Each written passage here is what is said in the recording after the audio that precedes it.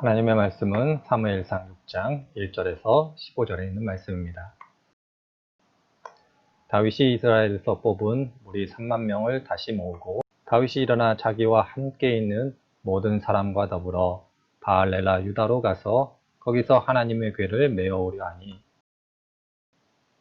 그 궤는 그룹들 사이에 좌정하신 만군의 여호와의 이름으로 불리는 것이라.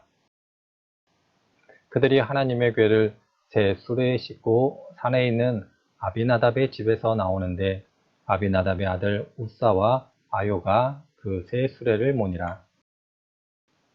그들이 산에 있는 아비나답의 집에서 하나님의 궤를 싣고 나올 때에 아요는 궤 앞에서 가고 다윗과 이스라엘 온 족속은 잣나무로 만든 여러 가지 악기와 수금과 비파와 소고와 양금과 제금으로 여호와 앞에서 연주하더라.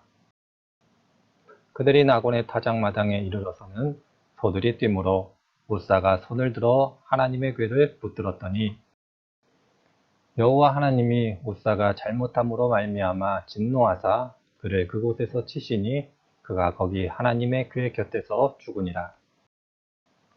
여호와께서 우사를 치심으로 다윗이 분하여 그곳을 베레스 우사라 부르니 그 이름이 오늘까지 이르니라.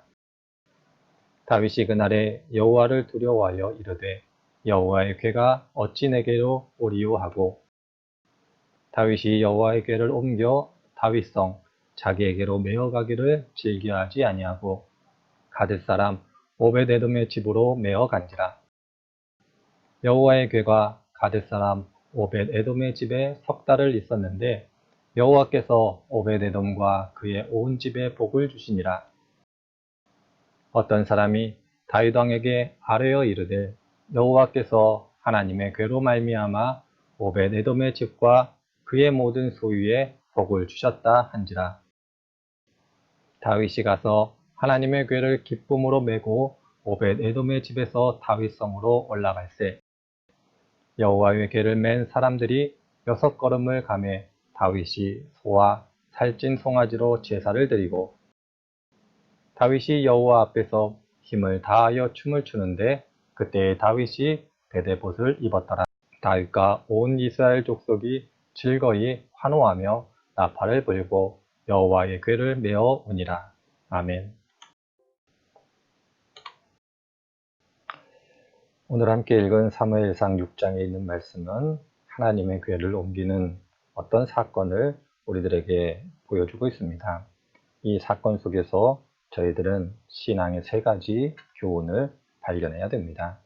첫 번째로는 하나님의 백성은 하나님께서 그들과 함께 하시기를 원한다는 사실을 잊지 않아야 합니다.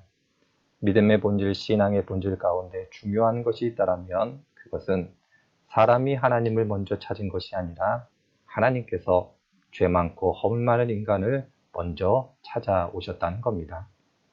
하나님의 마음, 하나님의 이 뜻을 이해하고 인정하는 것, 이것이 바로 하나님께서 기뻐하시는 일이다라는 것을 잊지 않아야 합니다. 다윗이라고 불리우는 한 인물을 하나님께서 그토록 사랑하시고 많은 허물이 있었음에도 불구하고 하나님께서 그를 기뻐하셨던 이유는 다른 데 있는 것이 아니라 매 순간마다 그리고 그의 삶을 다하여 하나님과 함께 하기를 원했던 사람이 바로 다윗이었다라는 겁니다. 일평생 하나님과 동행했고 하나님을 인정했고 하나님과 함께 했던 사람이 바로 다윗이었던 겁니다. 저희들 또한 다윗과 같이 하나님의 마음을 알아 인정하고 행하는 것이 필요하다는 것을 오늘 본문이 우리들에게 보여주고 있습니다. 언약궤, 하나님의 궤라고 불리우는 것은 단순히 어떤 물건이 아니라 바로 이 하나님의 마음을 담고 있는 중요한 상징이었음을 잊지 않아야 합니다. 두 번째로는 우사의 죽음이 갖고 있는 의미를 이해하는 것이 필요합니다. 우사의 죽음을 저희들이 생각해 보면 납득하기 어려운 장면이 있는 것도 사실입니다. 하나님의 궤가 땅에 떨어질까봐 그것이 잘못되는 일이기 때문에 언약궤를 만진 우사가 죽었다라는 사건은 얼핏 생각해 보면 이해하기 힘든 사건이기도 합니다. 그러나 성경을 자세히 읽어보면 우사의 죽음이 어떤 의미를 갖고 있는가를 이해하실 수 있습니다. 바로 그것은 하나님의 괴는 사람이 메어 운반해야지 수레에 실어서는 안 된다는 겁니다. 다윗은 아마 사람이 메어 운반하는 것보다 수레에 실어 운반하는 것이 더 효과적이고 효율적이다 이렇게 생각했을 겁니다. 그러나 하나님은 사람이 효율적이라고 생각하는 것보다 하나님의 말씀을 따라 행하는 것이 더 중요하다는 것을 저희들에게 가르쳐 주고 있습니다. 하나님의 말씀은 시대에 따라 상황에 따라 변경될 수 있는 것이 아닙니다.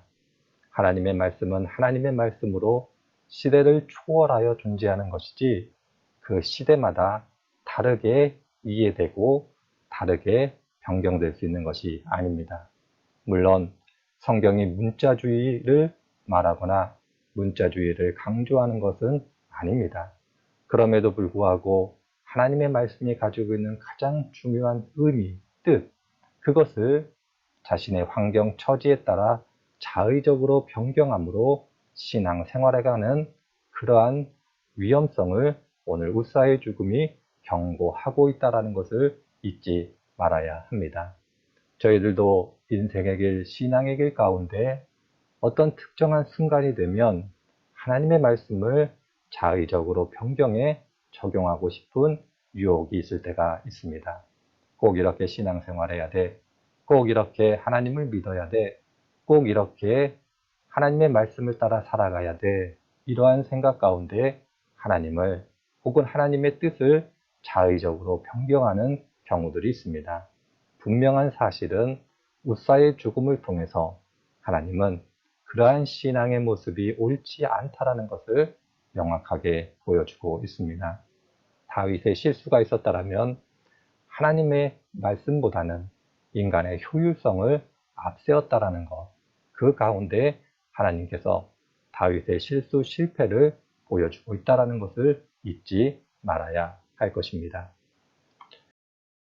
세 번째로 신앙이라는 것은 돌이키는 것이다 라는 것을 우리들은 기억해야 합니다. 우사의 죽음 이후 오벳 에돔의 집에 3개월간 하나님의 법궤가 머물게 됩니다. 그 가운데 다윗이 무엇을 했는가, 어떠한 일을 했는가 성경은 말하고 있지는 않습니다만은 아마 다윗은 진지하게 무엇이 잘못되었는가 고민했을 겁니다.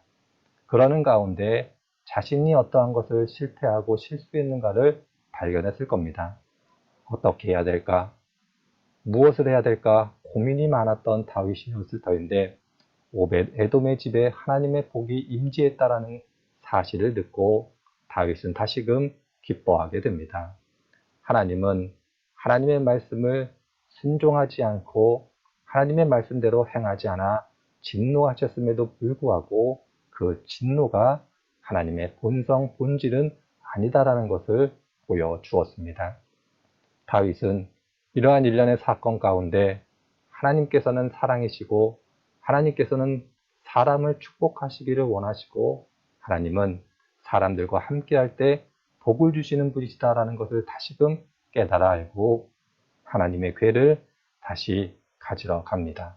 이번에는 실패하지 않고 하나님께서 말씀하신 대로 그 법궤를 가지고 오는 장면을 저희들에게 오늘 성경이 보여주고 있습니다. 믿음, 신앙은 다른 데 있는 것이 아닙니다. 하나님을 믿는 믿음 가운데 저희들이 넘어질 수 있고 실패할 수 있고 심지어는 죄를 범함으로 하나님을 모른다 할 수도 있습니다. 그때에 돌이키는 것, 그때에 뉘우치고 회심하고 죄를 고백하고 삶을 바꾸어내는 것, 그것이 신앙, 믿음임을 오늘 성경이 우리들에게 보여주고 있습니다. 다윗은 저의 인생 가운데 하나님 앞에서 많은 실수 혹은 죄를 범했음에도 불구하고 그때마다 깨우쳐 돌이키고 하나님께 용서를 구하고 있는 것을 보게 될 때 믿음과 신앙이라는 것이 무엇인가를 우리들에게 분명히 가르쳐 주고 있습니다. 저희들도 하나님을 믿는 믿음 가운데 실수하고 실패하고 죄를 범할 수 있습니다. 그러나 그때에 돌이킨다라면 그때에 돌이킬 수 있다는 것, 그것이 바로 신앙의 본질임을 잊지 않는 한 분 한 분들이 되시기를 바랍니다. 오늘 말씀 가운데 하나님께서 주시는 은혜를 많이 받고 하나님의 축락을 많이 누리시는 귀한 분들 되시기를 주의 이름으로 축원을 드립니다. 기도하겠습니다. 하나님, 오늘도 귀한 말씀 가운데 신앙의 교훈을 주시니 감사드립니다. 한 분 한 분들 하루하루의 일상 가운데 하나님과 동행하는 귀한 분들이 되게 하시고, 혹여라도 하나님 안에서 실수하고 실패하는 것이 있다면 깨달을 수 있는 은혜를 더하여 주시기를 원합니다. 특별히 코로나19로 인하여 삶에 많은 어려움들이 있고 걱정이 있고 근심이 있는 시대를 보내고 있습니다. 건강을 지켜주시고 하시는 일 가운데 하나님의 은혜, 자비가 넘치게 하여 주옵소서. 감사드리며 예수님의 이름으로 기도드립니다. 아멘.